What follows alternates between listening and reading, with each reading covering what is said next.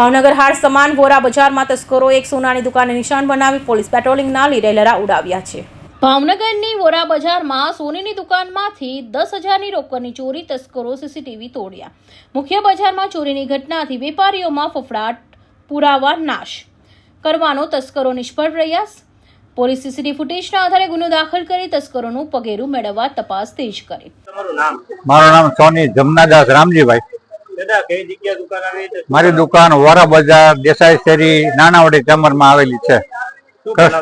મારી દુકાનની રાતના અજાણ્યા શખ્સોએ તાળા તોડી અને અંદરથી શું જોયું મેં જોયું નથી હજી, અને મારા બહારના કેમેરા તોડી નાખેલા છે।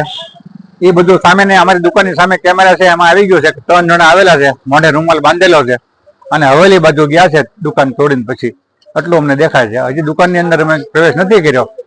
આશરે સાંજે લગભગ 10,000 રૂપિયા જેવું દુકાનમાં હતું સાંજે। અત્યારે હજી અંદર અમે ગયા નથી એટલે શું જોયું અમે ન કહી શકીએ। પોલીસ વાળા આવે અને અંદર જઈ પછી ખબર પડે। અંદાજે સોના દાગીના ના એવું કઈ નતું, 10,000 રૂપિયા આશરે હતા। પોલીસ ફરિયાદ કર્યા હતા? હા, પોલીસ ફરિયાદ 10 વાગે નોંધાવી છે, હજુ કઈ આવ્યા નથી। પછી તમને જાણ કેવી રીતે?